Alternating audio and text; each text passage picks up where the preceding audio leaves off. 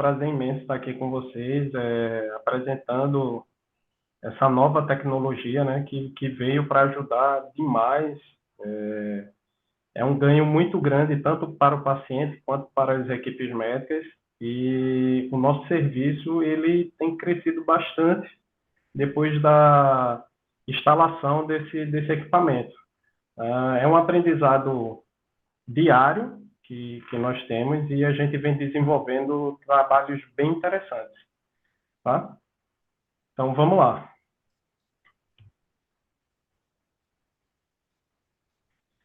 Hoje a gente vai trazer a injeção intraarterial no quadro DCT e a interação entre a angiografia e a tomografia, tá? Inicialmente, vamos começar com a parte endovascular, onde ele vai pulsionar uma artéria femoral, subir com um catéter até a artéria hepática, e aí ele faz uma injeção para que a gente possa entender a anatomia angiográfica desse vaso, para que a gente possa visualizar os vasos que estão irrigando esse tumor e para que a gente tenha também ideia de quanto de contraste a gente vai precisar utilizar durante a nossa tomografia, e não deixa de ser o início da nossa preparação para a aquisição da tomografia. Ou seja, a partir dessa angiografia inicial, a gente vai captar daí as informações, a quantidade de contraste que vamos precisar para a injeção intraarterial na tomografia e também o tempo de delay que a gente vai precisar colocar nas injeções.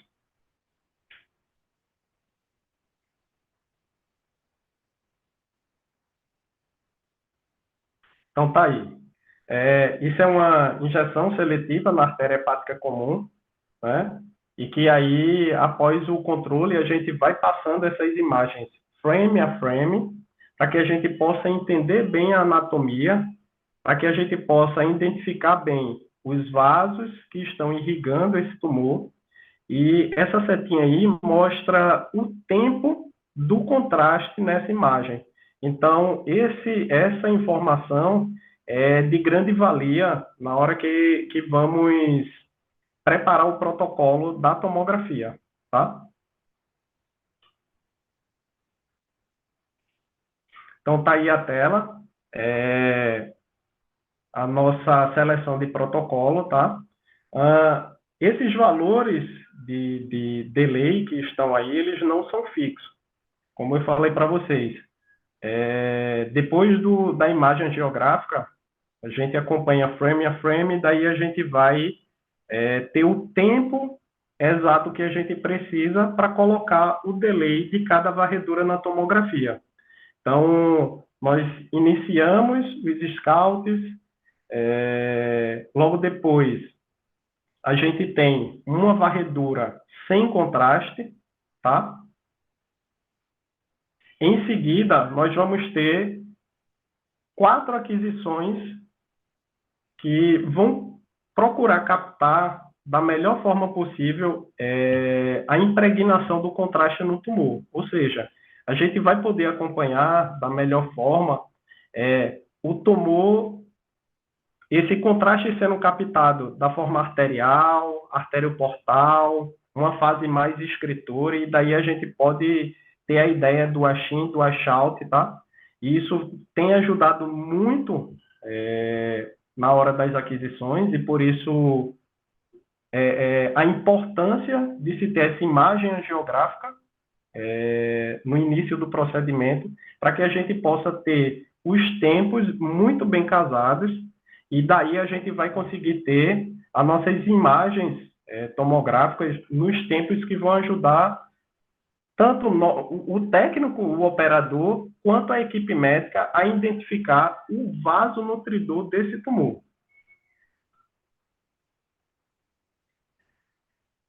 Então, tá aí a imagem, né? corte axial. Isso aí foi uma aquisição com um delay de 2 segundos. Então, vocês estão vendo aí que é uma imagem bem arterial, ainda não dá uma noção exata da captação do contraste nesse tumor, mas ele nos dá uma noção exata da anatomia dessa artéria, tá? E aí nós temos outras duas imagens, uma injeção com delay de 10 segundos, aí a gente já começa a ver a captação melhor desse contraste no tumor, e aí a gente tem uma injeção com delay de 15 segundos, onde a gente consegue evidenciar de uma forma muito mais clara, né, a captação do tumor, a captação do contraste nesse tumor, em toda a região do fígado. Então, após a realização dessa aquisição tomográfica, essas imagens elas são enviadas automaticamente para a AWS. E daí a gente tem esse recurso que é espetacular, chamado Emboliation Plan, onde a gente vai trabalhar a segmentação dessa artéria até o tumor, tá? Então, aí, já as imagens carregadas no programa do do Emboliation Planning, e a gente vai passar as imagens axial, e aí a gente vai encontrar quais tumores a gente quer e quais os que precisam ser marcados. Então, após identificar os tumores, a gente marca esses tumores, e aí a gente pode correr novamente a imagem, caso esse paciente ele tenha múltiplos tumores, e logo depois de marcar o tumor, e o programa, a gente vai no Apply, certifica de que a marcação ela foi exata, e aí ele pede para a gente marcar o catéter, né? O porquê a marcação nesse catéter? Vamos ter uma segmentação dessa ferramenta, onde ele vai pegar a densidade de contraste desde o catéter até o tumor. Então, a nossa realização da tomografia com os tempos, né, de 2, de 10 e de 15 segundos, ela vai ser importante por isso, porque a gente vai ter essa segmentação em várias etapas, o que vai nos possibilitar e possibilitar a ferramenta ter a leitura dessa densidade para que ele possa justamente mostrar essa imagem aí para vocês. Que é essa imagem? Essa imagem é uma finalização, né, do caminho do contraste percorrido do catéter até o tumor, e aí onde a gente vai ter um mapa. O quão é interessante isso? Muitas vezes o médico ele tá em dúvida, quando o paciente ele tem múltiplos tumores, qual é realmente o vaso que está nutrindo aquele tumor. Então, quando a gente usa essa ferramenta do Embolization Plan, ele facilita e ele nos dá essa informação, né? Então, isso é algo muito seguro para a equipe médica, eles se sentem bastante seguros na utilização dessa ferramenta, e tem ajudado muito, por quê? Porque acaba que você diminui bastante o uso do contraste, já que ele já está te trazendo a informação do vaso exato que está nutrindo aquele tumor. E aí, nessa tela, a gente pode ver uma reconstrução nos 3 planos, além de podermos ver um roadmap 3D, onde a gente pode pegar a imagem 3D dessa tomografia, trabalhar essa imagem e colocar na tela para que ele possa ser guiado pela fluoroscopia. Então, acaba que nós temos um uso menor de contraste, porque ele já tem o caminho ao qual ele vai percorrer né, do vaso justamente na fluoroscopia. Então, ele consegue ver toda a movimentação do catéter até a parte que ele seletiva esse vaso. Então, isso é bastante importante, porque usamos bem menos contraste, é uma forma muito segura de navegação e que traz ainda mais informação na parte de imagem para a equipe médica.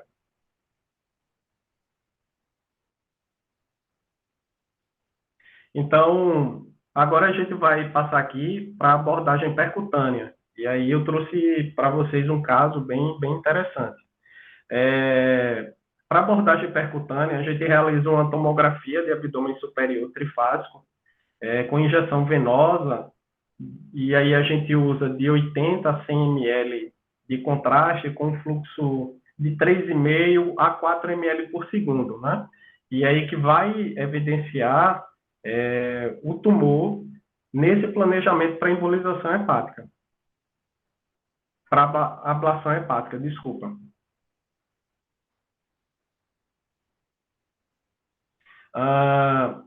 Após a realização da tomografia trifásica, a gente analisa as imagens e daí a equipe médica ela escolhe um corte para que ele possa ser guiado pela fluoro-CT, e aí ele começa a introduzir, começa a inserção da agulha de radiofrequência até um ponto desse tumor.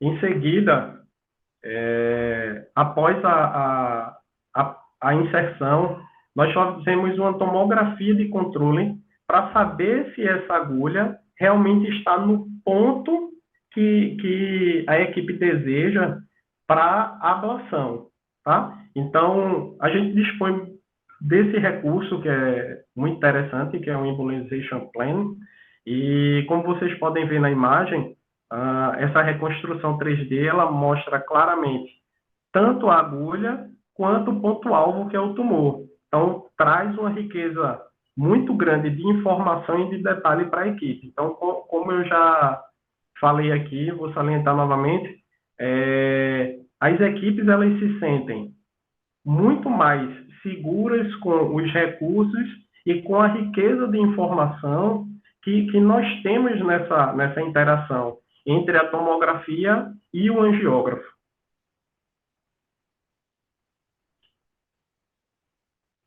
Nesse caso, após a ablação, foi feita uma tomografia de controle, e daí foi evidenciado um sangramento, tá?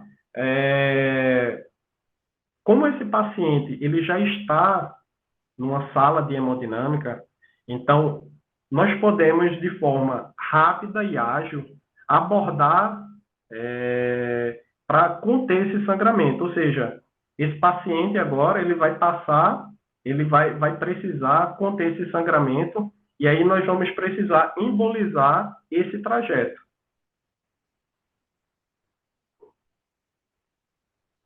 E aí vocês podem identificar aí na imagem angiográfica, tá? Que foi realizado isso foi gerado uma imagem radiográfica para poder identificar bem o sangramento, e aí bate com as imagens que tínhamos tido na tomografia, e aí foi feita uma embolização, né, com cola estoacril e com contraste lipiodol.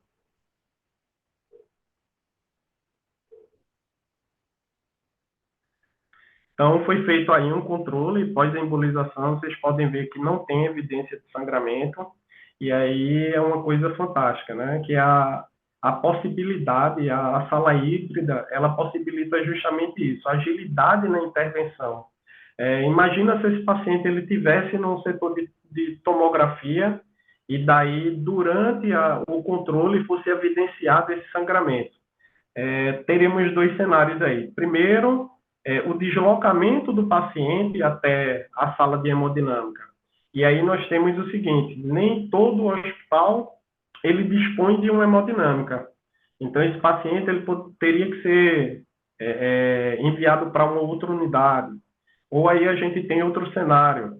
Esse paciente teria que ir para uma sala de hemodinâmica e talvez a sala estivesse ocupada e ele teria que esperar essa sala estar livre para que ele pudesse entrar. Então, lembrando que ele está com sangramento, a equipe médica ela corre aí contra o tempo para poder, o mais rápido possível, embolizar e minimizar qualquer tipo de risco ao paciente. Então, a sala híbrida ela possibilita para a gente justamente essa agilidade e essa segurança em você poder fazer uma ablação, poder fazer uma quimioembolização de uma forma segura, sabendo que você tem não só as imagens angiográficas, como você tem a tomografia ali ao seu dispor para te dar as informações necessárias para um procedimento de sucesso. Tá? E então, para finalizar, foi feito aí uma tomografia sem contraste, onde já não evidencia mais o sangramento, né? A gente até pode ver aí um pouco da cola e o tumor, a área que foi feita a ablação. Olá, pessoal. Sejam todos bem-vindos. Hoje iremos explorar o papel fundamental da tecnologia 4DCT no diagnóstico e no tratamento de tumores hepáticos, seja pela perspectiva endovascular ou percutânea. Meu nome é Thiago Maciel Prudente. Eu gostaria de dizer que é uma honra estar aqui com vocês. Obrigado pelo convite, Homero e equipe, e obrigado também a participação de todos. Para iniciar, fica o questionamento. Mas que tanto que esse pessoal fala de tecnologia 4DCT? O que é, o que faz, como faz? Estas são as perguntas que eu mais ouço durante as apresentações e treinamentos que eu realizo no Brasil. Para que vocês possam entender, nós vamos falar um pouquinho da história desse equipamento. Esse projeto, ele iniciou em 1992, através de um desejo do professor Arai, que é o ex-diretor do National Cancer Center, em Tóquio, no Japão, que o doutor desejava melhorar a qualidade da imagem nos procedimentos intervencionistas. Em 1992, o sistema era baseado em uma mesa de tomografia. Vocês conseguem ver o meu apontador? Sim, tranquilo. Perfeito. Então, aqui era baseado numa mesa de tomografia. Aqui na primeira foto vocês podem ver o tomógrafo, o intensificador de imagem, que é semelhante ao intensificador dos arcos cirúrgicos um pouco mais antigos. Aqui, as telas para visualização das imagens da fluoroscopia. O tubo do raio-x vocês não vão conseguir ver porque ele está aqui, ó, dentro da mesa com essa carenagem em volta. Nessa época, o gantry ainda era fixo e o raio-x ele não fazia as angulações que permitissem aquisições 3D. Em 1994, o arco C foi introduzido no equipamento de angiografia. Isso melhorou muito a varredura e as aquisições em diversas angulações. Então aqui, ó, vocês podem ver que agora eu tenho um arco em C e aqui embaixo eu consigo ver o tubo do raio-x. Nessa época, o tomógrafo que está aqui atrás, ele ainda era fixo. Ele necessitava de uma mesa especialmente projetada para esse equipamento, uma mesa um pouquinho mais longa. Apesar dessas melhorias, ainda existia uma grande dificuldade, um grande desafio, que era a limitação das angulações realizadas pelo arco em C, porque ele ficava muito próximo aqui, ó, do tomógrafo. Se fosse fazer aqui uma angulação cranial, o equipamento ele poderia bater no gantry e isso era uma limitação. Foi então que, em 1996, nós desenvolvemos a tomografia móvel dentro do sistema 4DCT, permitindo que o equipamento de angiografia fizesse a varredura da cabeça aos pés do paciente. Como vocês podem ver aqui na imagem, ele fazia todo esse deslocamento com angulações sem risco de colisão com o tomógrafo. O gantry, ele poderia ir para o fundo da sala e poderia se aproximar novamente do equipamento. Em 2003, o sistema Infinix e depois ao Fênix, Consequentemente, ele foi lançado e as atualizações tecnológicas seguem praticamente assim diárias, a todo vapor, conforme o passar dos anos. Aqui nós já podemos ver um tomógrafo mais moderno, o equipamento um pouco mais clean, por assim dizer, né? Tem menos coisas ali na frente e vocês conseguem ter uma noção do quanto isso aqui pode se movimentar sem o risco de colidir com o tomógrafo. E depois de 2003 nós tivemos uma outra atualização que nós chamamos de como se fosse um suprassumo da tecnologia, onde eu tenho um tomógrafo.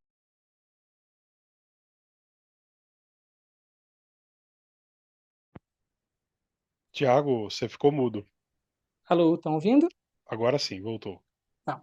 Aqui, então, nós chegamos numa época de tecnologia extremamente avançada, né? Essa aqui é a versão atual do equipamento, onde eu tenho um tomógrafo com uma configuração bem robusta, tenho um arco com muita tecnologia embarcada, eu tenho um tablet multifuncional que permite múltiplas configurações também, facilitando a vida do operador. A mesa agora, eu tenho uma mesa que faz Trendelenburg, ela faz angulações látero-lateral.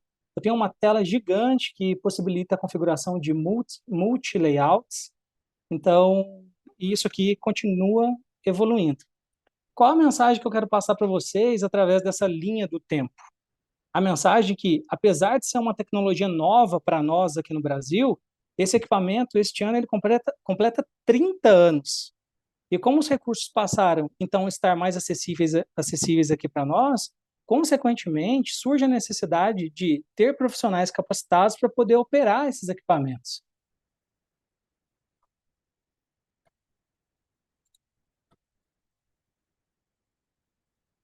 Hoje, nós temos um olhar voltado ao uso do equipamento 4DCT no diagnóstico e tratamento de tumores hepáticos.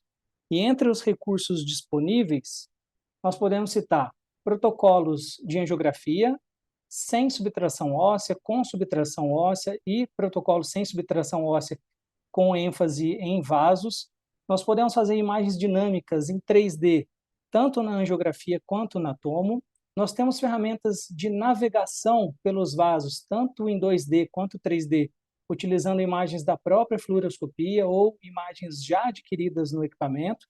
Temos total comunicação direta com o PACS, Worklist, possibilitando fazer um cadastro, envio, importação e impressão de maneiras com total qualidade, independente de ser um sistema integrado. Temos múltiplos protocolos em tomografia. Temos a opção de fazer link entre os estudos, ou seja, eu posso pegar um exame já realizado em outra data e aproveitar as imagens desse procedimento já realizado para reproduzir as angulações, projeções, altura de mesa, evitando assim uma nova exposição à radiação e injeção de contraste.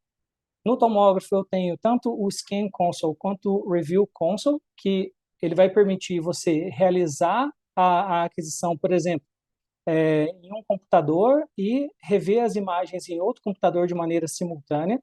Temos múltiplas ferramentas de medida, tanto em anjo quanto em tomografia, isso de maneira integrada. Falando aqui em Scan Console, eu tenho também as ferramentas de fluoro-CT para biópsias, monitorar o avanço da agulha e o processo em tempo real através de fluoroscopia realizada no tomógrafo. Temos a ferramenta Auto Positions tanto em anjo quanto em tomografia, ou seja, uma vez já realizada uma aquisição de imagem, eu posso reutilizar aquele posicionamento, reutilizar aquelas imagens para poder posicionar o equipamento na exata posição que a imagem foi adquirida, evitando também uma nova exposição à radiação ou nova injeção de contraste. Temos o Multimodality Roadmap, que eu posso utilizar imagens de tomografia e ressonância para navegar por dentro delas e evitar também uma nova injeção de contraste, evitar uma nova exposição à radiação. Temos um gantry móvel, ou seja, versatilidade dentro da sala para poder utilizar só o angiógrafo quando necessário ou só o tomógrafo quando necessário, sem atrapalhar em nada o fluxo do procedimento. Temos uma manopla dedicada para fluoro-CT, ou seja, o médico ele consegue fazer as movimentações, essa manopla com uma capa estéreo, sem a necessidade de se contaminar, tocando no gantry, ou considerando que é uma sala que realiza procedimentos em ambiente estéreo. Temos tablet e console personalizáveis, ou seja, eu personalizo a máquina de acordo com o gosto do cliente. Se o médico ele fala, olha, eu aqui utilizo estes recursos praticamente todos os dias, eu mostro opções para ele e ele escolhe a interface do equipamento. Temos softwares dedicados para o planejamento do tratamento, por exemplo, o Embolization Plan, que nós vamos falar dele hoje. Nós temos workstations dedicadas para manipulação básica e avançada, tanto no Alphenix Workstation, que é a workstation própria do angiógrafo, e temos uma Vitrea também avançada no sistema de tomografia, ambas compartilhando funções, entre muitos outros. Pensando em todos esses recursos, qual seria a proposta do equipamento? Primeiro, ter mais agilidade nas abordagens, principalmente em condições adversas, realizar tudo com segurança e versatilidade, podendo contar com diversos recursos que ampliam a execução de vários métodos, e também contar com a inovação, pois com esses recursos novas técnicas estão surgindo, graças à estrutura que o equipamento fornece. Aqui eu trouxe um vídeo para vocês, no qual vai permitir vocês visualizarem de maneira sistêmica o funcionamento do equipamento, partindo da sala de comando. Então, paciente na mesa, ali eu tenho os dois equipamentos estacionados, eu posso aproximar o equipamento de maneira individual para fazer uma tomografia, por exemplo. Feita a imagem de tomografia e o planejamento, eu aproximo o angiógrafo, posso fazer as imagens da angio sem movimentar o gantry, volto a tomografia, faço uma nova imagem de controle, volto a trabalhar com o equipamento de angio sem nenhum tipo de prejuízo com o posicionamento do tomógrafo. Então, se o médico quer trabalhar do lado esquerdo da mesa, não tem problema. Se o médico quer trabalhar do lado direito da mesa, não tem problema.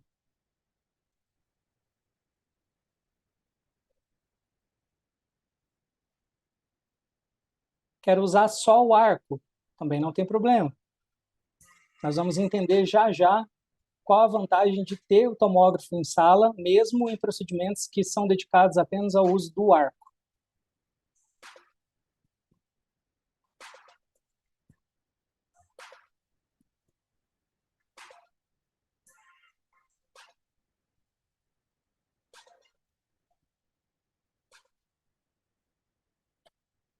Aqui eu trouxe para vocês alguns exemplos de tratamento de tumores hepáticos realizado tanto por via endovascular, ou seja, o médico punciona uma artéria, navega até o vaso de interesse e realiza o procedimento.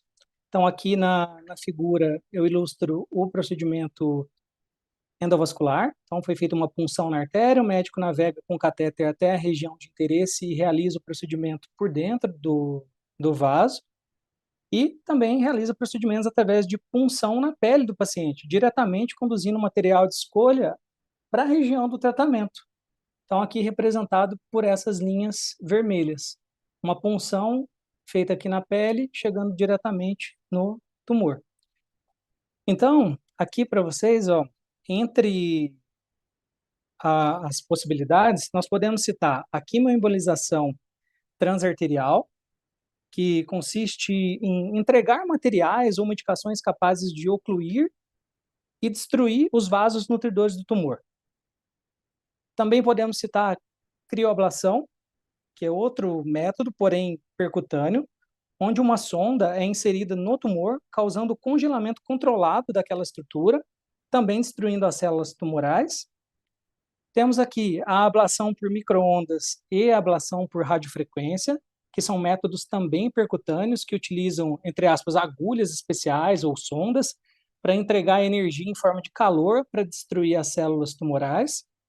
Temos aqui outro exemplo, a eletroporação irreversível, que consiste em aplicar pulsos elétricos de alta intensidade para poder causar danos irreversíveis à membrana celular das células tumorais e ela não consegue se recuperar e morre.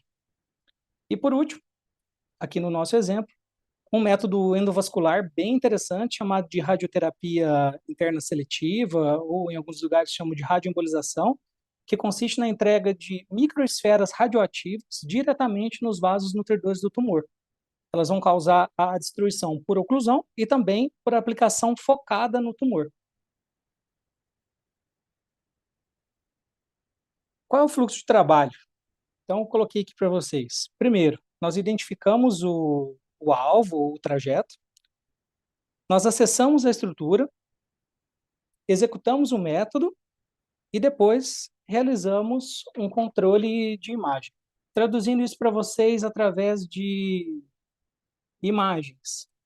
Aqui, na fase de identificação, observamos um corte tomográfico na topografia do fígado, demonstrando um achin e washout de um tumor hepático. Então, o achin e washout, né, o tumor enche de contraste e quando faz a imagem de controle, ele não reteve contraste e já esvaziou tudo. O médico faz análise das imagens e determina, ó, o achin e washout positivo, característica de malignidade. Vamos tratar. Só que vamos tratar de que forma? Endovascular ou percutânea? Então, aqui na imagem da esquerda, eu trouxe uma segmentação de um tumor que vai auxiliar na análise do trajeto e na topografia do tumor. Então, deixei ele aqui amarelinho para vocês. Isso visando o procedimento percutâneo. E aqui à direita, uma análise dos vasos nutridores do tumor, realizada a partir de uma aquisição com subtração digital no angiógrafo. Então, o médico faz a injeção do contraste de maneira super seletiva na artéria hepática, realiza a aquisição visando um planejamento de um procedimento endovascular. Então, aqui planeja de fora para dentro, aqui de dentro até a chegada do tumor.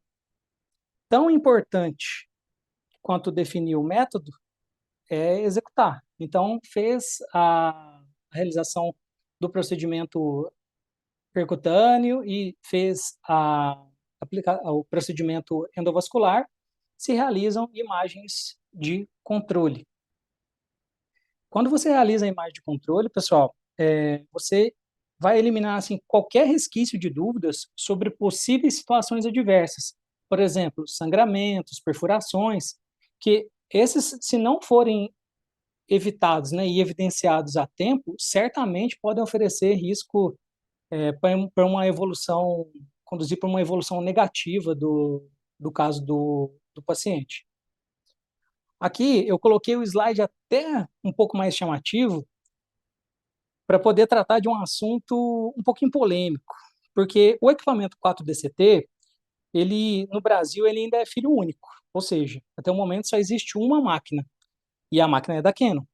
Então, nós, em alguns casos, ouvimos comentários sobre a função Cone Beam CT, que é um corte tomográfico realizado no angiógrafo, isso nós também temos, essa imagem, dizendo como se fosse equivalente à imagem da tomografia. Então, quais são as vantagens da tomografia em relação ao Cone Beam CT para o tratamento de tumores hepáticos? Primeiro, melhor imagem e melhor resolução. Nós temos a opção de configurar o 4DCT com tomógrafo de 80 e 320 canais, ou seja, eu posso colocar um Aquilion Prime, 80 canais, que faz 160 cortes por giro, ou eu posso colocar um Aquilion Genesis, de 320 canais, que vai fazer 640 cortes por giro.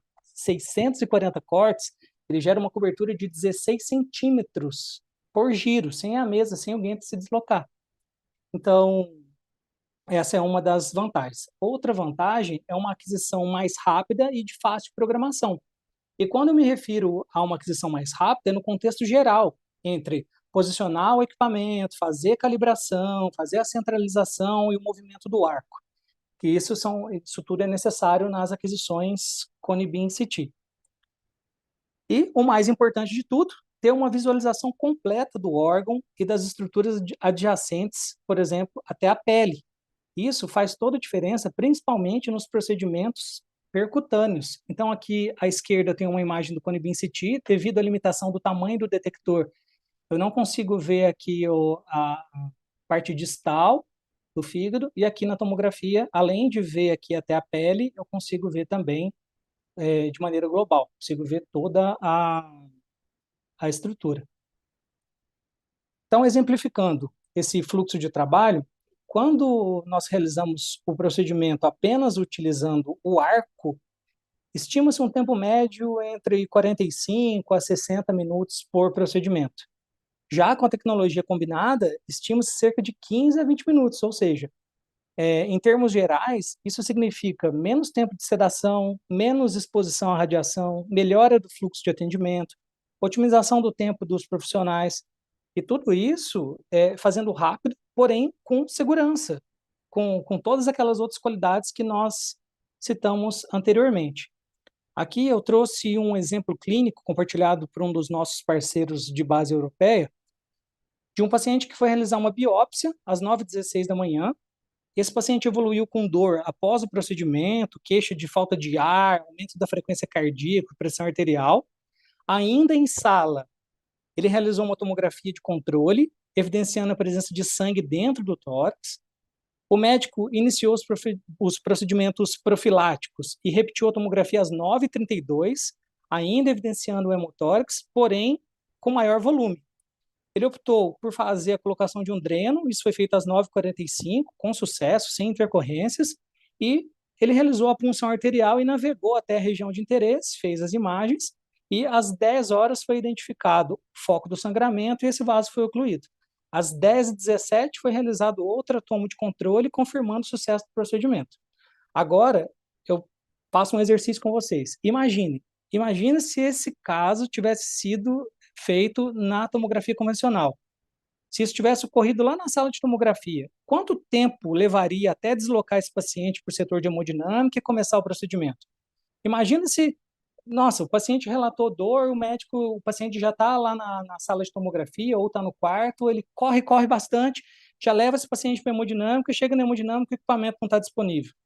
Imagina se essa condição, agora não para um hemotórax, imagina um aneurisma roto de aorta abdominal.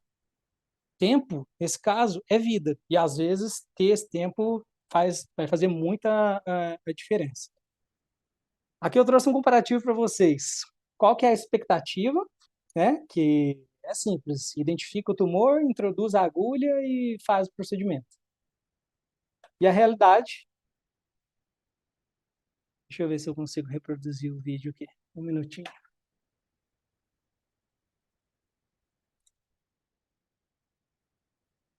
Dá uma olhadinha na realidade. Aqui é um caso de uma crioablação.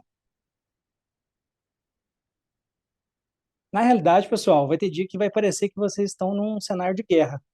E se você tem perícia de saber o que está fazendo e o que está sendo feito, pode ter certeza que isso vai fazer total diferença na condução desse caso. Em resumo, quais que são as principais vantagens do equipamento 4DCT? Primeiro, mapeamento e visualização amplo das lesões. Segundo, menor volume de contraste iodado vai ser utilizado. Terceiro, menos tempo de procedimento. Um verdadeiro conceito de sala híbrida e multimodalidade, porque eu estou usando ultrassom, estou usando a anjo, estou usando o tomógrafo, então estou usando imagens de tomografia, imagens de ressonância, então é um verdadeiro conceito de sala híbrida e multimodalidade, e muito mais segurança para realizar os procedimentos. Então, o que se espera das equipes e quais são as perspectivas atuais? Nesse momento, pessoal, o que se espera muito dos profissionais que vão trabalhar nessa máquina, principalmente nesses procedimentos mais avançados, primeiramente, dinâmica de grupo. Você precisa conversar com os demais colaboradores, demais funcionários, porque a simples colocação de uma mesa no local errado pode impossibilitar uma aquisição e está tudo estéril, vai contaminar, o médico vai ficar bravo, vai gerar atraso. Então, isso não é legal. É muito interessante e importante ter dinâmica de grupo.